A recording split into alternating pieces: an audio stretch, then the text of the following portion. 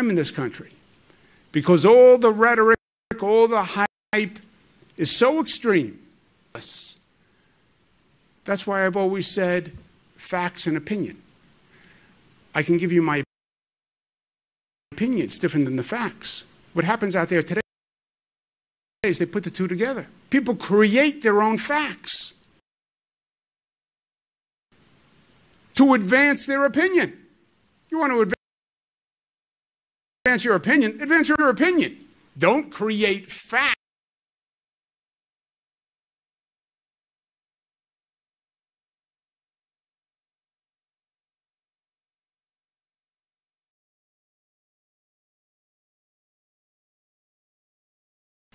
And say to the American people, these are facts to advance your opinion, because then we can't even have an intelligent conversation. And it starts at the highest levels. President Trump did a tweet today that surprises me. Even after all the tweets he has done. You read his tweets, you get to a point where you say, well, nothing could surprise me. I've seen it all. And then you get surprised again. You get shocked again. You get disgusted.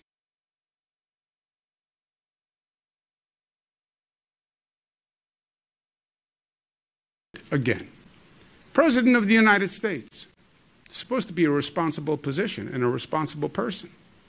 He tweeted today that the protester in Buffalo who was hurt by the Buffalo police. It was on a video that went viral. Mr. Gugino, 75-year-old gentleman who was out protesting and is knocked to the ground by police. He's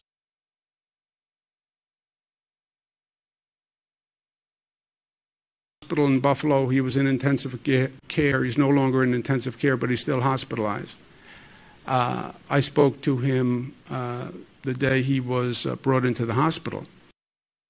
The president tweets that this man may have been a member of Antifa and that he fell harder than he was pushed.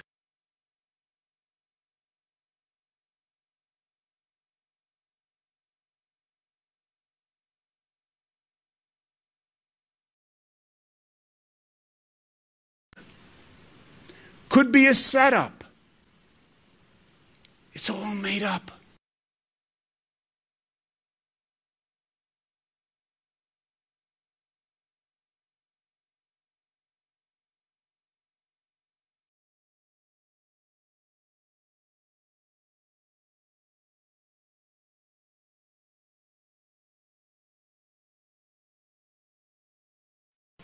It's all fabricated. There's no fact to any of it. He accuses this man of being a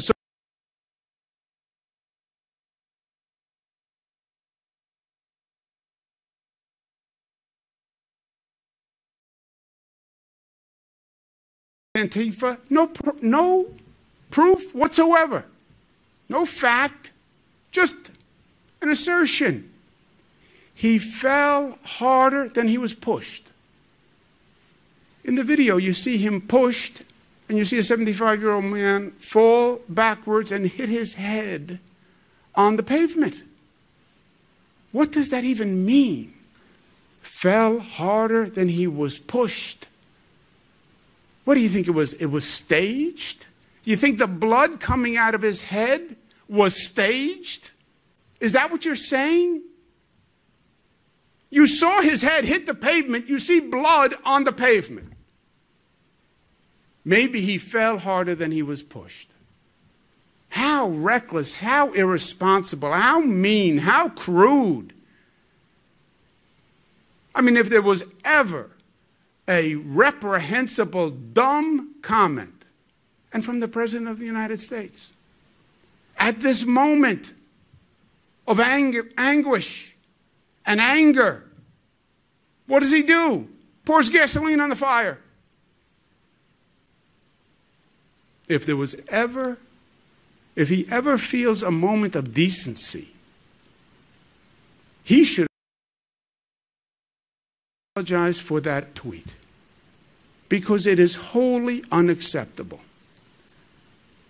Not a piece of proof, totally personally disparaging, and in a moment where the man is still in the hospital. Show some decency. Show some humanity.